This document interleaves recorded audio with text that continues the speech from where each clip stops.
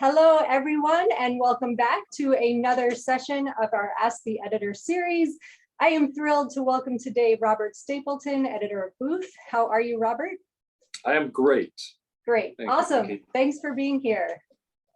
It's an honor. Thanks. Booth publishes 4 titles of original literature on the first Friday of every month.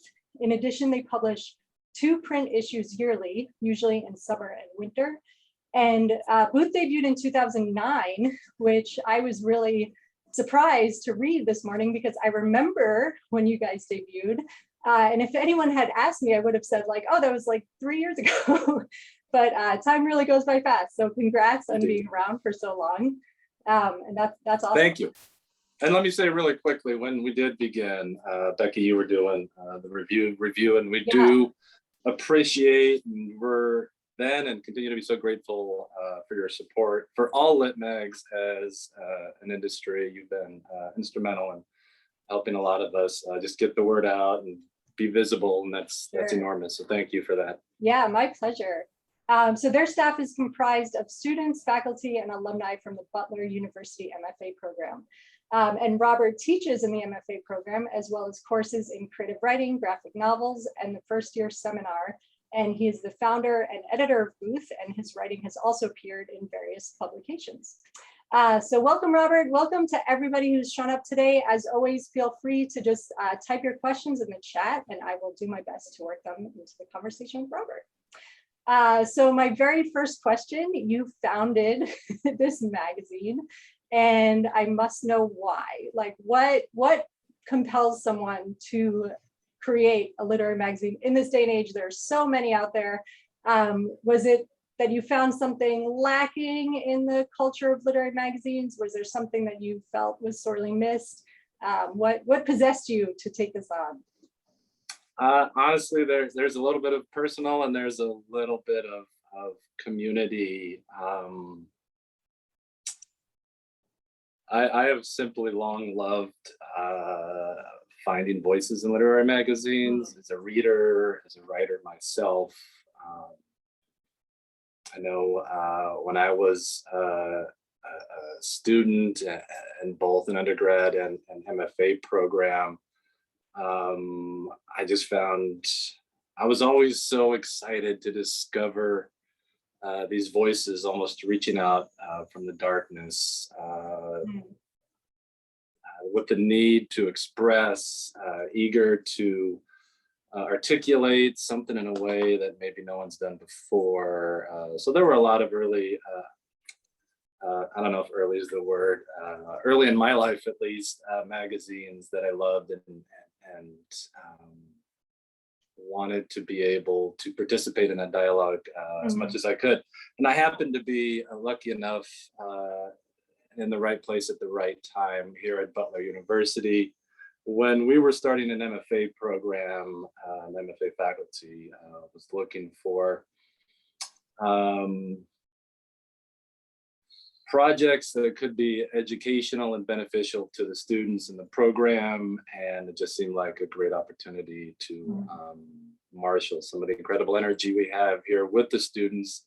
So it's also largely just a great educational opportunity and community we have here at Butler.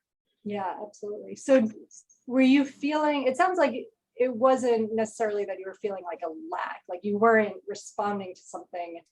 If you had asked me at any time in the last 12 or 13 years since Booth has been alive, I would never say there has been, a paucity of literary magazines.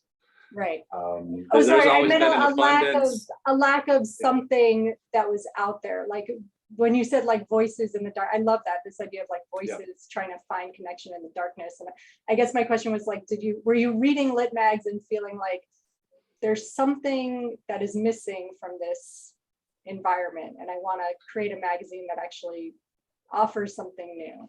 I'll say when we were discussing this, and we were sort of as a whole program with our students and faculty in the first year or two, thinking about things like project identity and brand and what would we do, we all agreed that there was a real opportunity to represent the city of Indianapolis. Butler is here in the heart, in the center of Indianapolis.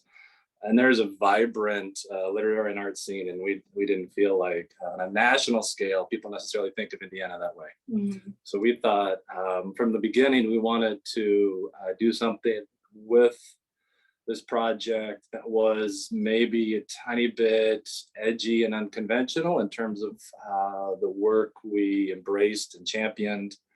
And we were lucky enough to get some cool pieces early on that helped us shape that vision, and we've been running with that ever since. Yeah, absolutely. I think of your magazine as one of the early ones to take to publishing comics and graphic novels. Would you say that's accurate? I know that. Yeah, I'd love to be. I don't really know Yeah. if that's true. Maybe I was just starting to notice it then, because I remember learning that you guys were open to submissions for comics and graphic novels, which was something that around then I wasn't seeing that much. So I just thought that was super cool. Right.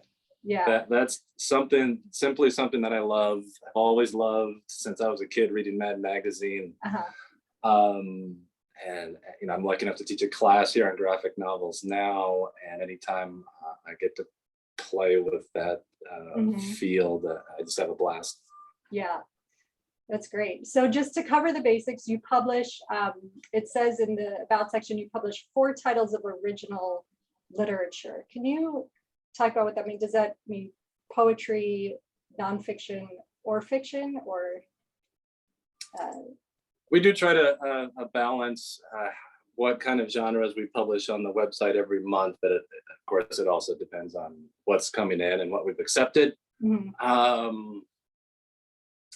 But I have a mock-up of the cover for our next issue, and we're listing on the front what we sort of are looking for, a really brief list, and it says fiction, poetry, nonfiction, comics, list, and unexpected literature. Ah, cool. So it's any combination of those things. Absolutely. On the first Friday of every month. Yep. Ah, very cool. And does that overlap with the print content, or is that something different? Good question. We probably run about 75-80% of what appears online in print. As much as we can. Mm-hmm. When it's time to do a print issue, we do talk to the whole staff and sort of pull together our votes and ultimately determine which items are coming from the website into print. What is, I don't know if it's funny or maybe it's telling, but we do get some submissions that specify in their cover letter, I want to submit to the print issue, not the website. Oh. Which is, obviously there's so much more cachet for some people in appearing in print because it's tangible. You can show your parents and put it on your bookshelf. But the truth is you get so many more readers and a longer life on the website. Yeah. So. Do you honor that? So you'll consider those submissions separately just for the print journal? We do not. Okay. We've since added a line on our submission guidelines that we review submissions and ultimately decide to accept for the website, and from there we decide what goes into print. Right. Okay. So take us through your editorial process. So a piece comes to you in Submittable, and then what happens there? And the journal is staffed by students, right? So they're the first readers. It is. So what happens in those early stages? And I hope I'm not speaking out of turn here, because the truth is there's a lot of steps that I do not see and do not involve me. So I'm not going to pretend that I have oversight over all of this. I am here as a cheerleader. I am here to put forth the incredible initiatives our students come up with. But here's what happens when a submission is sent in, and we're open from September 1st to I think March 31st, and in that 7 months we'll get about 4,000 submissions normally. We have 20 to 25 MFA students on staff. We have about 3 to 5 who are our senior editors who are experienced both in the program and on our staff, been in country for a year or two. They shepherd reading teams that address what we call blind submissions. I personally kind of hate the term slush and find it offensive. Typically, a reading team is 2 people, I think. We invite our senior editors to create their own reading system and program for the most part. But typically 2 readers. I should add that the senior editors will screen and filter work that they feel is not merited enough to move on to a reading team, right? And this is by looking at 1 to 2 pages if it's prose, maybe a cursory 5 or 7 minute read if it's poetry. And they'll sort of from there filter out things that we want to spend more time in. They go to a reading team. If the reading team is either split, if it's split, then the section editor may come in and make the final call if they feel strongly about it. If both readers are on board, then from that phase, it goes to what we call our monthly roundtable packet, which is us pushing work up the ladder. So once a month, usually around the first of the month, we get a 100-page PDF that'll have anywhere from 6 to 12 pieces from all genres. The whole staff reads all of this. And then we show up once a month in person if we can. We have, I should say this, the Butler MFA program has its own dedicated house here across the street from the university. So that's also home to booth. So we meet there whenever we can. Roundtable night, we gather around 5:36. We have dinner together, and then we'll sit and debate this 100-page PDF until about 10 or 11 p.m. It is a rollicking and hot night with a lot of terrible jokes. But when we leave, we usually feel good that we've given the work meaningful discussions. And I wish there was some way to let the writers know, like, your work is being thought about and thought about hard by smart students who are coming together. And you know, when the room is 20 people hot and we're sitting on the floor and people are scrunched together on the couches, the emotions can run high. And I want writers to know that this is serious to us and meaningful, and we care about this work. And if we leave that night with 2 or 3 pieces we've accepted, we're very excited. That sounds fun. So can you take us through, so everybody comes to the dinner party roundtable having read the packet, and Yes. then is there one person who will like stand up and present strongly why they think this piece is great, or do you just go systematically through and everybody kind of weighs in? There's become over the years some booth vocabulary that I have nothing to do with, and one of the sort of phrases that pops up a lot is, "What is this a piece you will die on the hill for?" People will say that once or twice a year. We have a managing editor who will facilitate the conversation. Okay. Usually we'll invite the section editors to introduce a piece conceptually, and that might be a minute. They'll sort of combine summary with analysis. If a piece has an extraordinary concept or an extraordinary voice, they might address that in their opening comments. From there, we'll move into what positive comments people have to feel about a piece. And this, for me, as a teacher, is so important to ground the conversation educationally and locating these gems, because we all know that workshops can default to be a nitpicking, and then it's not a productive conversation. So for me, it's so important that we get to some positive energy in the room, and then concerns, and then we go to a vote. And there's a complicated voting system that I did not create. Readers are 1 vote, and then certain editors are 1 vote. And if it's more than 2/3 in agreement. They ignore me entirely, and it's less than 2/3, then I'll come in with an idea, though ultimately I do maintain final veto power should I ever need to. Okay, and just a quick question, do you only take or prefer writing from authors in Indianapolis, or are you international? Oh, no, not international, I would say. Mhm. International.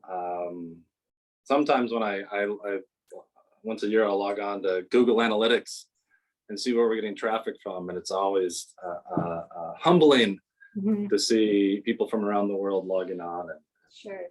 some submitting. So yeah. So in those conversations, how do you do the breakdown in genre? Like if you have 3 great fiction pieces and 3 great poetry pieces, will you try to eliminate a fiction piece to make room for all the other things, or do you just choose the best for that batch?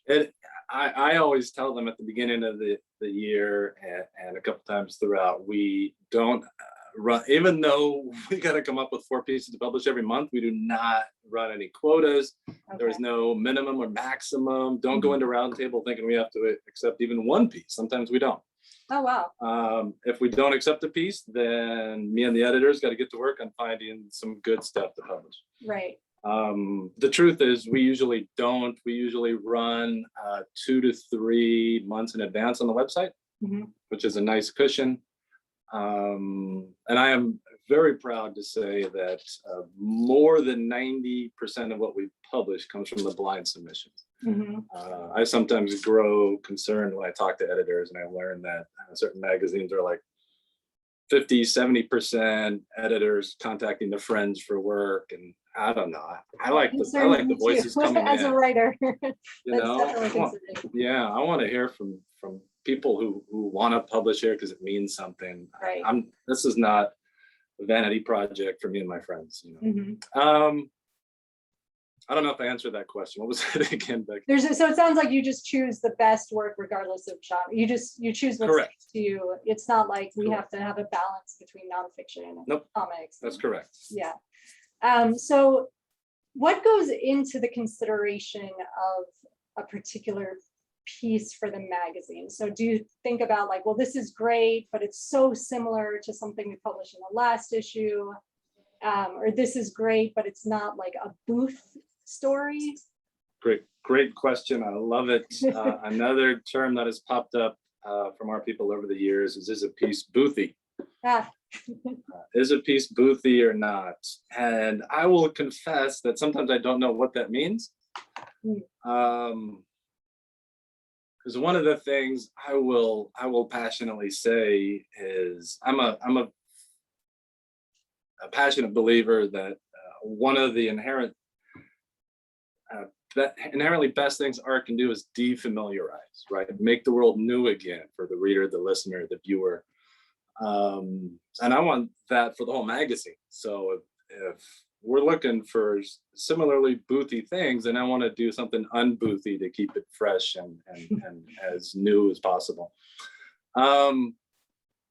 That said, the way we typically discuss and consider work and the way we sort of teach our staff, we have a orientation meeting coming up here in 2 weeks where we'll have 4 to 5 hour meeting with our new readers for the year.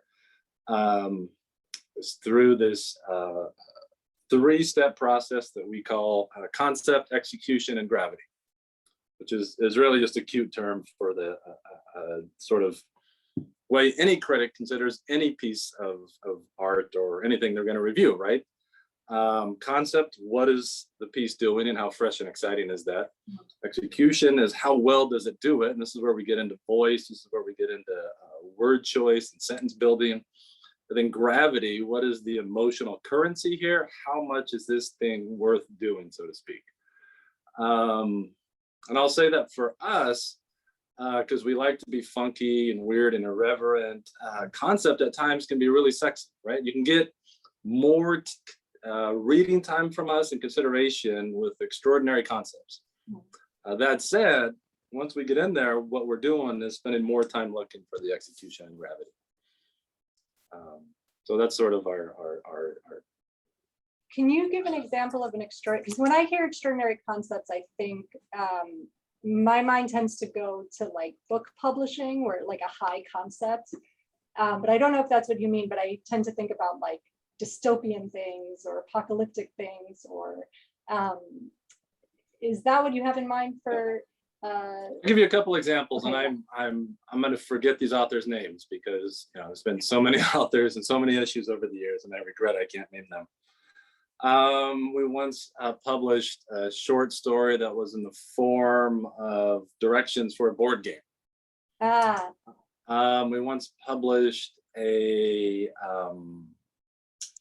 I don't even know what to call it. It was a one-page piece, and it was the New York Times bestseller list, and it was designed to look just like the New York Times bestseller list would.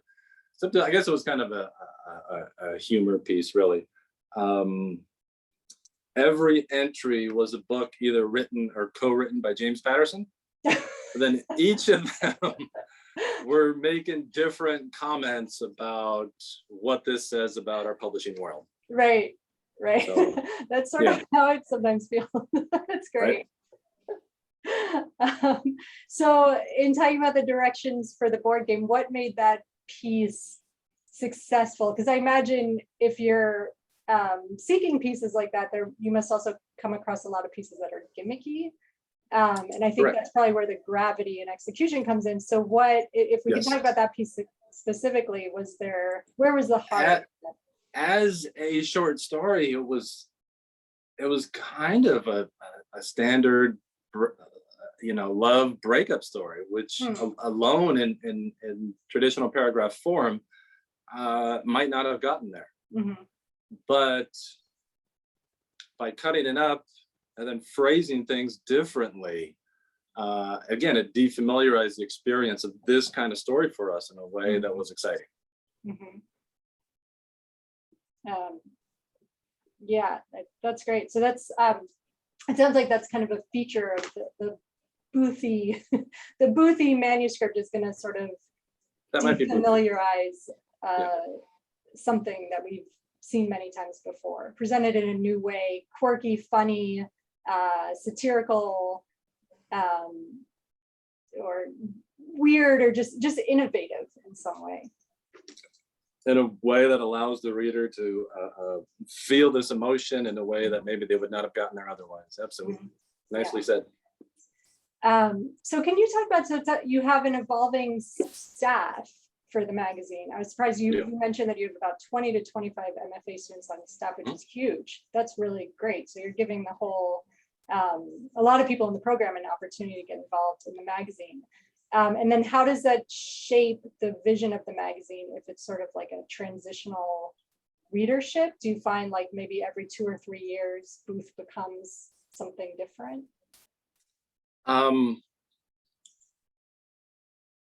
Let me first say that we are so lucky in this program. It is unconventional, maybe like Booth is. We perhaps unlike a traditional MFA program where there are X amount of seats that move through the program in X amount of years, we invite students to take as long or as little time as possible in going through the program and accumulating those credits. So this means we have some students who want to do one class a semester while they work during the day and hang out with us for 8 years. So this allows us to have a bigger student body just in the program alone than a lot of other programs, I'm sure, do. I'd say definitely. There is some consistency. We have a copy editor and a designer who are associate editors who are alums of the program, and they do this work for us for lunch money because they love the project. So they read and come to Roundtable and vote with us. So there is some consistency, and I find it so important to have a project and institutional memory. So that we can say things like, we published a piece like this 8 years ago. The new students might not know this. I'm going to forget it, but they're smarter than people than me on staff, sort of keep an inventory of where we've been and what we're doing. That said, I love that the project does sometimes mutate and take new shapes. We had an incredible editing staff here this past year who've been passionate about putting forth new initiatives and reshaping sort of how Booth exists in terms of social justice and equity. Mhm. I'm so grateful and excited that we can do this because, again, I'm here just to sort of keep the trains running, and they're the trains and they're moving and they're creating this energy, and it's exciting to have. Mhm. So that's been extraordinary. And if we didn't have that, I think we'd lose a lot. Mhm. So this came up with another editor where they also had a similar structure with this kind of rotating staff of students. And they said it would actually be okay to resubmit the same piece because maybe not encouraged, but but certainly okay because it's going to be seen by different readers a year later or 2 years later. How do you feel about that? I don't think any of us would ever know because, like I Yeah. say, I only read the material that goes to the monthly roundtable packet. I don't read the blind submissions, and you're right. With new people here, they wouldn't know. Mhm. We do ask for people to pause. We do regularly invite writers to send us new work if Mhm. we feel there's rich things going on in the voice, but maybe this piece isn't there or isn't right for us. So we invite a lot of writers to send us new stuff down the road a little bit. Which I just have to interrupt because I think writers never believe this, which is sincere. And you mean Oh, it. absolutely. If you encourage a We- writer to resubmit, you really do want them to resubmit. We are not asking for more submissions that we're not going to be interested in. Yeah, No way. None of us is like, hey, we need more submissions to read. Right. We have plenty. If we mean it, we are absolutely sincere that we think there's good stuff here, and maybe this writer just needs a tiny bit more, butt and seat writing time, Mhm. or maybe they need to move on from this piece and send us something else you're working on. We think that maybe that's the deal. So I think it is sincere for any magazine because most of us have more than enough submissions to keep us busy. Mhm. Mhm. And do you work with writers to revise pieces ever? We do. Since when we started, we had some pieces we loved. We had a much smaller staff at the time. I think it was like there was one other faculty member involved and a half dozen students. Mhm. And I remember a couple times where we'd say to a writer things like, "We really like this piece, but we think it's too long. Maybe if you are able to condense it by 6 or 8 pages instead of sending us 32." And then what would happen is they would, but it wasn't condensed in the way we had a vision for. Mhm. So we proceed carefully with this. When we discuss and decide to accept work, we may ask for some edits, but if the writer is like, no, I don't want to make those edits, we are still on board and we're going to publish it. Okay. And this happens sometimes. I'd say the most common instance is with the titles of poems. We often feel like writers don't get the titles of poems right. Mhm. And more times than not, when we throw this out there, even after we've accepted a piece, the poet is on board and they're happy to explore this. Every piece gets copy edits, line level edits, absolutely. If those are not ambitious, usually they're minor. Mhm. It's a non-issue. But we will accept work even when we're like, we're going to accept it, but we agree that nonfiction editor, you're going to initiate a discussion with this writer and ask for these 2 or 3 things. And if they don't want to do it, that's fine. We still love it. If they do, even better. Right. So the piece has to be pretty far along before you agree to work with them on the condition that they might not want to make the changes and you'll still take the piece. So it's basically Correct. ready at that point. It's pretty close. Yeah. Yeah. Okay. So going back to the roundtable party dinners, because they sound really fun. They're amazing. Can you tell us about maybe a particular piece that created dissent among the people? What was the source of the disagreement, and how did it get resolved? Because I think that would be really interesting to hear in terms of like the identity of your magazine, you know, like were some people saying this is a great piece, but it's not right for Booth, or were some people saying this is so great and you're missing out? This would be a big mistake if Booth didn't take this opportunity. So what was a recent piece where there was maybe some kind of disagreement? I'll tell you one piece, although it wasn't necessarily recent. I mean, for the most part, when we get to roundtable, we're all in the same room. You know, not everyone's happy with the results. Some people may wanted to champion a piece, but usually through conversation, we will articulate enough to let them know why there's concern in the room. There was one instance, this is entirely my fault, early on, when I wasn't able to attend roundtable because my father was visiting from out of town. So I was with him. They voted to accept a short story by an incredible writer named Randall Owain. They sent it to me after the fact, and I'm like, no, we're not going to take this. I agreed. I thought the first 3/4 of the story was incredible. I felt that the ending was cliched, and the first 3/4 was strong enough that it merited getting us to an ending that did not feel familiar before we'd already read it.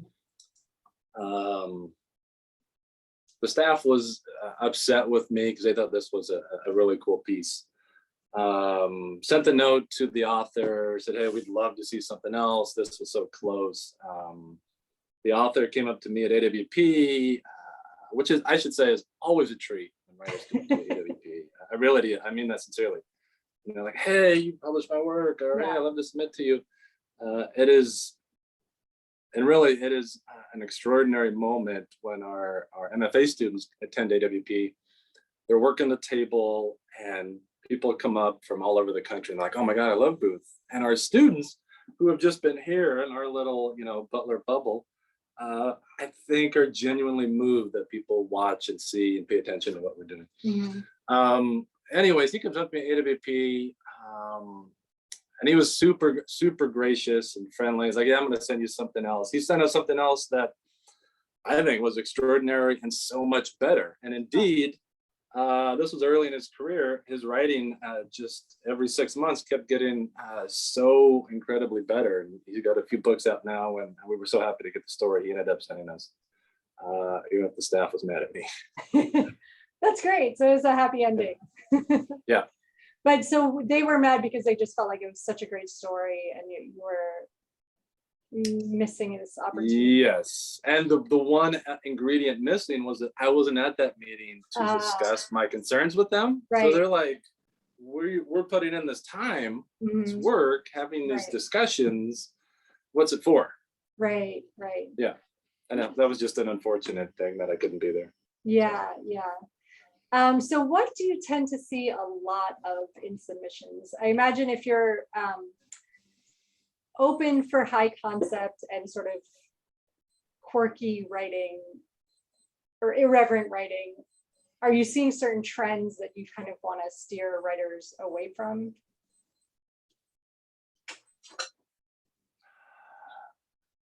I pause here. I'm concerned about, characterizing unique voices and submissions and lumping them together. I'm concerned with. I'll say it is true that if you send either a story or an essay about someone's parents becoming infirmed, it needs to have extraordinary execution because that concept has been done a lot in the last 30 years, as people have lived older. But for the most part, again, I'd be pretending if I said something, because I'm not reading all the submissions. I only read the ones that go up the ladder. Oh, I see. Okay. Yeah, I agree. I think I never want to tell writers like, don't write about this subject. They're all the editors are seeing this subject, don't write about it. But I think it's definitely useful just like a very basic example, like so many novels begin with an alarm clock going off, the character waking up, so it's something, there are certain things that editors tend to see a lot of that doesn't mean don't cover that, just do it in a different way. Yeah. I'll flip this on the other side and say that when I am at AWP and I talk to other editors and this has been true for a long time, most of us absolutely want to see more well done, well imagined nonfiction. Yes. You are the third editor to say that. Why is there such a dearth of nonfiction? And I've had these conversations. I'm switching genres because every editor wants to see more nonfiction. It's crazy. Yeah. So you really want to see more, any particular style, more, some things more personal, more repertorial? One of the we had an essay come in about 5 or 6 years ago that was a braided essay, and one of those braids was about NBA centers in the 1990s, right? Tall guys who played center in the NBA. And for that alone, I was over the moon. I really wanted to love it, right? That's not something we normally see in a, well-voiced, maybe even partly lyrical essay. So that would be an extraordinary concept that we would want to spend a lot of time with. The problem was the other braids were not well executed or imagined and didn't come together enough. But just as an example, I mean, taking a not expected, non-traditional subject and putting that into a lit mag type voice there's going to be a lot of currency for that. Absolutely. I once put together a project asking writers to imagine some aspect of their lives as if it was a two-sided baseball card. You can tell I'm kind of a sports guy here.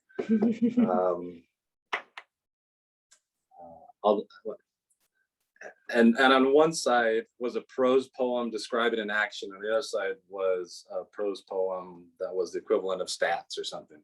And I would send this out to magazines. There were like 5 in a bunch. I'd send it as if it was a pack of baseball cards. I couldn't, the acceptances were coming too fast and we had to decide where these things were going to get published. Oh, wow. So I made it, when you can intersect the non traditional stuff with some exciting things with voice, I think there's going to be a lot of demand for that. So this is sort of more of a craft question, but this is really interesting to me. So you mentioned a story structured as a board game. Yeah. And now, were these personal essays, the baseball cards, or those were? No, you mentioned they were personal. They were kind of prose poem-y things. Okay. Sure. Yeah. So do you find that a useful exercise for writers? I think another editor referred to it as like the crab structure, where you take something like a resume or a board game or an instruction manual or something kind of mundane, and use that to graph a story on. Is that are these prompts that you recommend to writers? Absolutely. Yeah. And if you combine some of this stuff with the energy I think the lit mag world is looking for in terms of nonfiction, there's deep opportunity here. Yeah. Off the top of your head, do you have any good prompts that you could recommend? Geez. Or a book that maybe you cull from? Sorry to put you on the spot. If you think of things later, I can include it in the write-up. I gotta put on my teacher's cap really quick. Sorry. Switch modes. I'll say this. It's really interesting. I don't know if this is the same part of my brain that makes me want to read and teach and publish comics and graphic novels. But I have my creative writing students do maps maps of stories that they're reading, maps of their own work, maps of some place from their childhood to annotate as a way to mine for material. I love creating visual manifestations of story energy. Mm-hmm. So maps like charting the plot and the character, those kind of maps, or like physical maps of the setting? Yes. I don't usually dictate. I leave it open-ended, Okay. and they imagine stuff that I would never have thought of. So, yeah. That's really cool. Okay. So back to the editor. Put your editor hat back on. So you have theme issues for your magazine, correct? Say again, I'm sorry. You've got theme issues once in a while. We don't really do themes, honestly. Okay. No. I thought I saw like you have an issue dedicated purely to comics, or an issue. I remembered an issue dedicated like purely to women writers. Maybe it wasn't. We did an issue. Yeah. Well, yeah, I'm thinking of like loneliness, etc. We did an issue dedicated to women writers. And in that issue, there's an introduction that explains why we were doing a poetry contest and announced the 10 shortlisted poems. I think that this was at the time when our poetry editor was Kava Akbar. And he selected the 10 shortlisted poems, and then we sent them off to our judge. But when we announced the 10 shortlisted on our website, I think like 7 or 8 were female poets.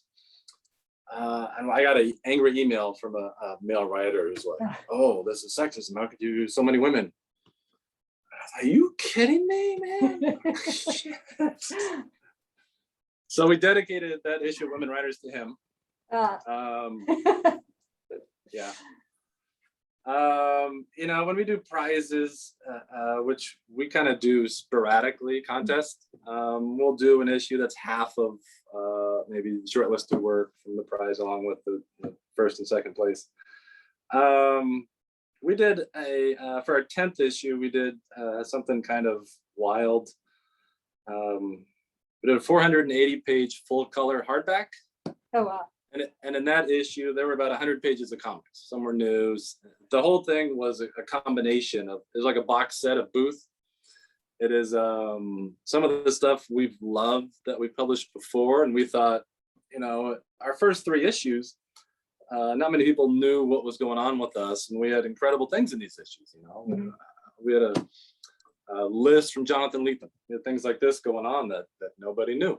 So we wanted to give them some attention again, along with some new things. We got a story from Brad Watson for this issue.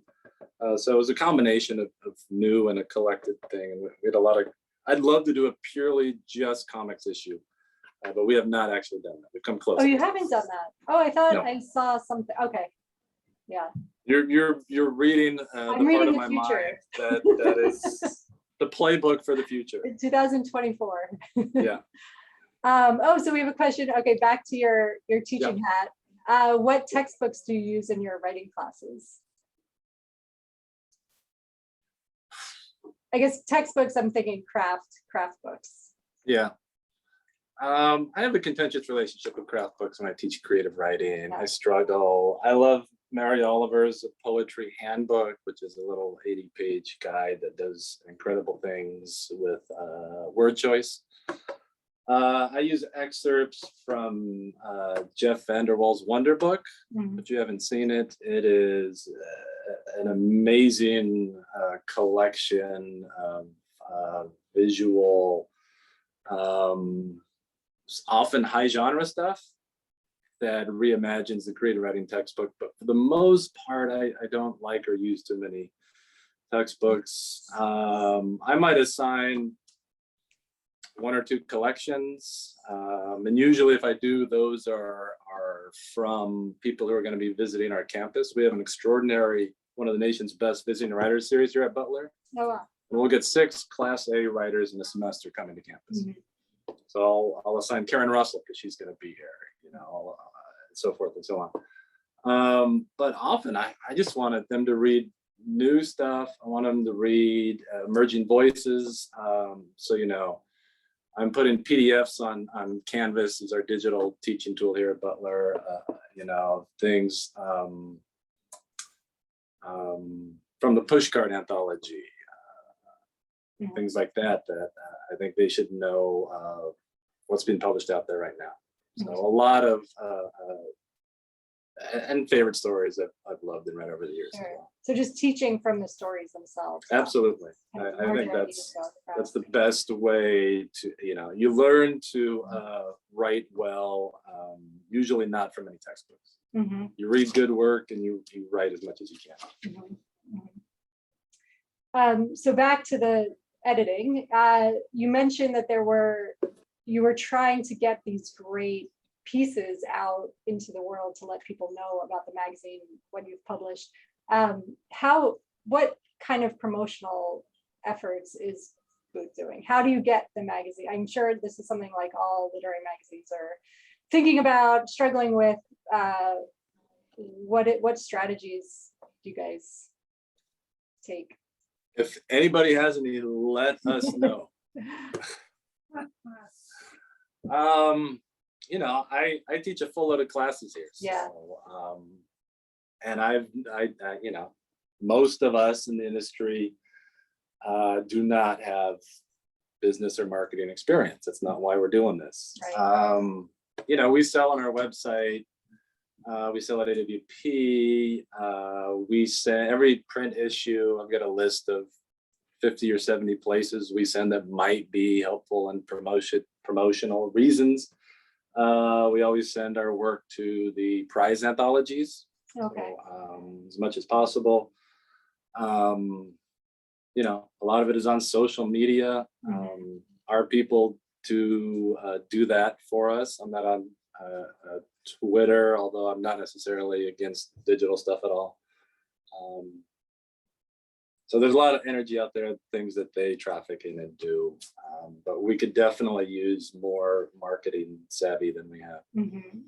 So just to clarify for some people, so you submit to the prize anthologies, that means Best American, whatever, Best American Short Stories, Best American Essays, Best American Poetry, all those, just to clarify. All those, the ones, I mean, the ones on the internet as well. Yeah. Yeah. Like Best of the Net. Yeah. So what's something that a writer, I know we don't want to discourage, but we also want writers to know, like, what's something that they could do that would just be like a no. Like either in the, like they're doing something wrong in terms of following the guidelines, or in terms of the content, like it's just, this is not the right place for that. One, I'll say that I think some writers put too much weight into the cover letter. Yeah. Cover letter is like 2 or 3 sentences. Mhm. Just get in, get out. Here's my work. Thank you for reading. You don't need to do anything else. We have had cover letters that are offensive.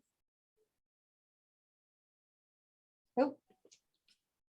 Hello, can you see me? Yeah. Okay. There we Sorry. go. That was my wife calling me. I thought she knew what I was doing. Cover letters, keep it simple. A lot of us don't look at that until we get into the work.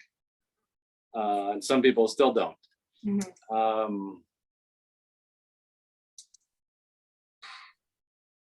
We've had a surprising amount of, as far as content, a surprising amount of work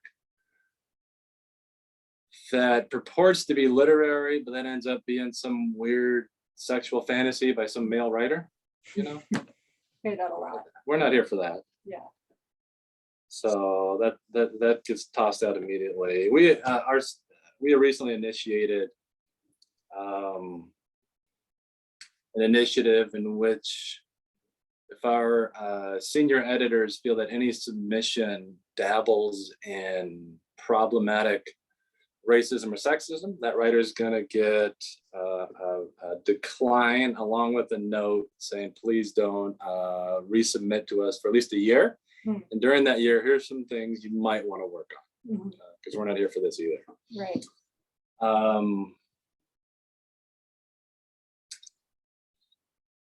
I'd say that's about it, there's concern, like, so I know a lot of writers are like, if I have a typo, is that going to kill me? Not necessarily. If you have an abundance and it's clear you're not in control, then that's a problem. Chances are your work is not going to be accepted either way, because if you're not in control of the language, you're probably not in control of the content as well as the execution. Right. But like I say, we have a copy editor who goes through every single piece, so we can fix some of those things. But there is a fine line between a few typos and being overly careless. If you don't care enough about the piece to try and get this at least in good shape at minimum, then why should we care about it as readers? Right, absolutely. So is there a way for people to get more involved? It sounds like you have a pretty robust readership. Are you ever looking for more readers, interns, maybe a social media marketing person or anything like that? We are staffed entirely in-house by Butler students. And the gigs that aren't current Butler students, again, our designer and our copy editor are Butler MFA alums, which I'm so proud that this program is doing every facet of this project.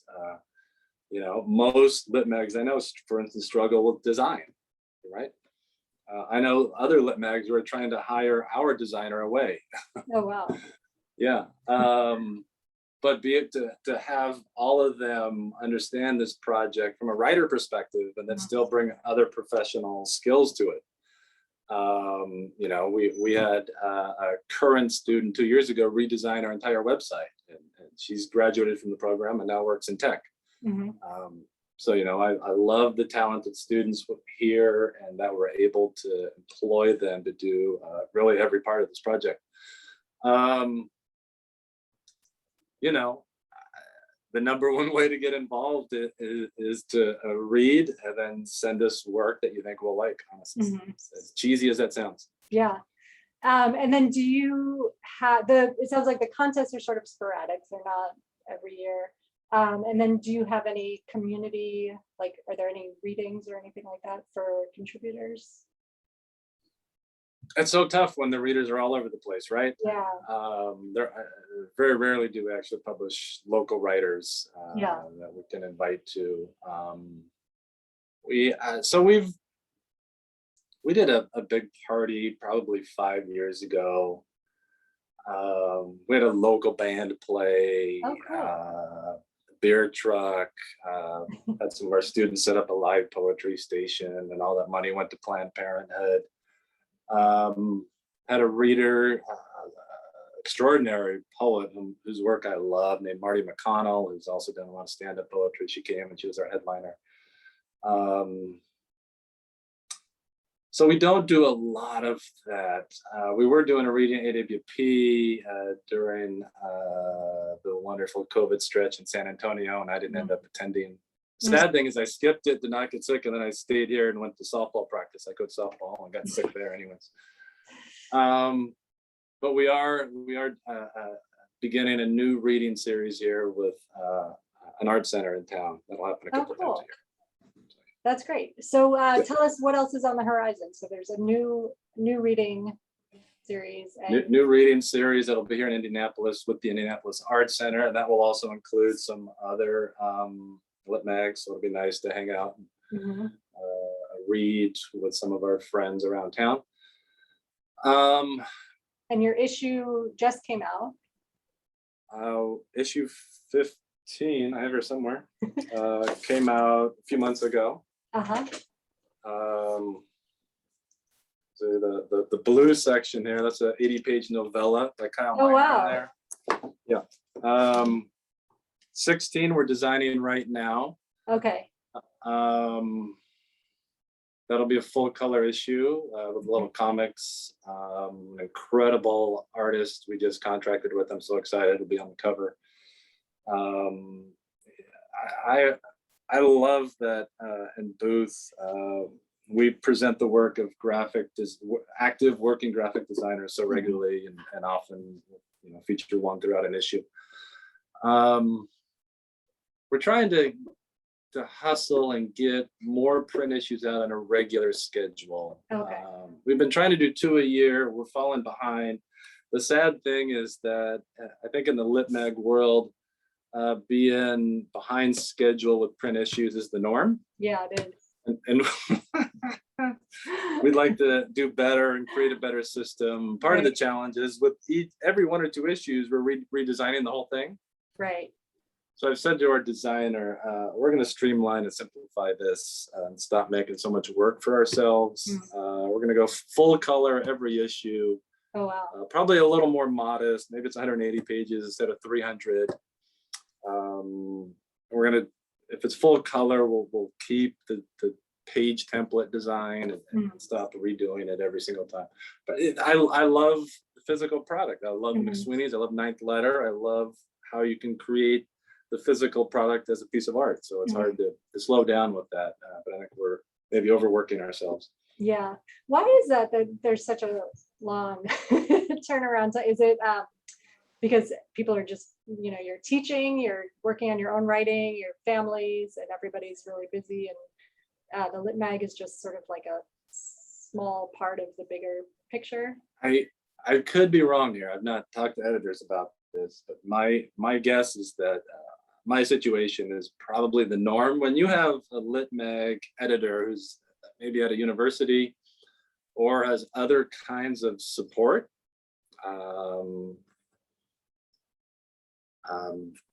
they can, and a devoted person to keep things running on time. It's a little easier. I'm thinking of a place like at Ninth Letter, where at University of Illinois Urbana-Champaign, a devoted part of the editor's job is that magazine. For here, doing booth is a thing I do on the side after teaching a full load of classes. Right. So if that's the scenario, it's going to be much harder to keep things on time, because this is how we're playing and doing extracurricular stuff after our full day. If my job, they were paying me a salary to do booth, shit would be on time every quarter. It'd be easy, right? But I got to decide when I get home, am I grading these papers or am I letting booth fall farther behind? And it's a no-win situation. Right. So you just keep juggling.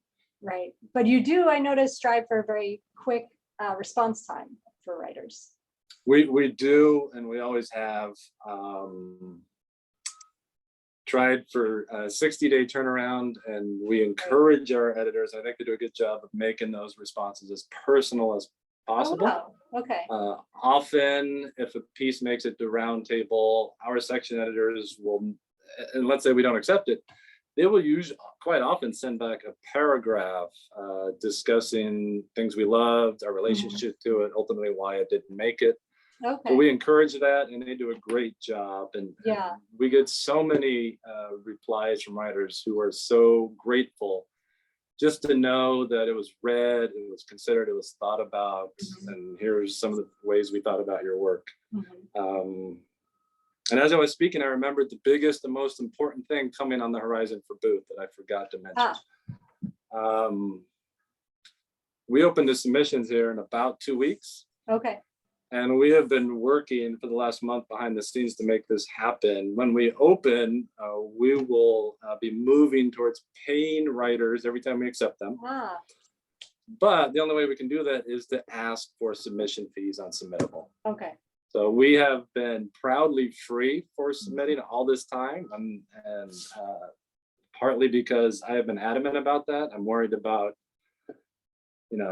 limiting who can submit. I come from a very working class background, and I want to champion people regardless of their socioeconomic status and ability to pay things like submission fees. At the same time, how do we get to paying writers, right? So we've been trying to figure out numbers that we can be at peace with. So the current plan is that every piece we accept, we'll get $50, and we're asking for a $3 submission fee. And we will be writing a blog post that lays out where all of this money is going. Okay. Submittable takes the cut. Everybody should know that. Right. Yes. That is about just a little bit under 40% of that money goes to submittable, frankly, sadly. Yeah. We're going to take 50% and we're going to send that all back to writers. We're not keeping it. We're not taking money so that we can fund this. Our program is in support of what we do. We don't need money to operate. We need money to turn it back to writers. Right. It's such a better labor model to pay people for their work, but we do need a little help. Right. Everyone knows the old argument that if you were sending work in the mail, you'd be paying this much. Right. Anyways, and then like 10 or 12% that's left over between what we're giving back to writers and submittable, we're going to be donating to a local food bank. Oh, wow. That's great.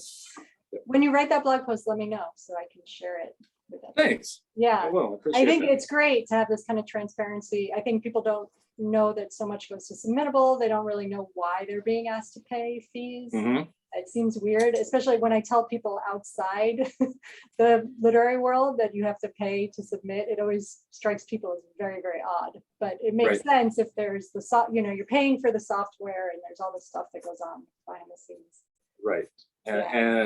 I thank you. We have been adamant that we make this as transparent and clear as possible. Here's where all the money is going. Mm-hmm. None of this is going back into the university money pot. Right. This is back for writers, and then a little bit how we can help out locally with our community. Great. Well, so you open for submission September 1st. Everybody should go to the booth website. I will link to it in the write-up, and check out what's being published there. Check out past issues, subscribe, submit their work, get involved, and follow them on social media and keep in touch. I love it. Thank you for all your work. Thank you so much, Robert. In this arena, really Becky. helpful. Thanks to everybody.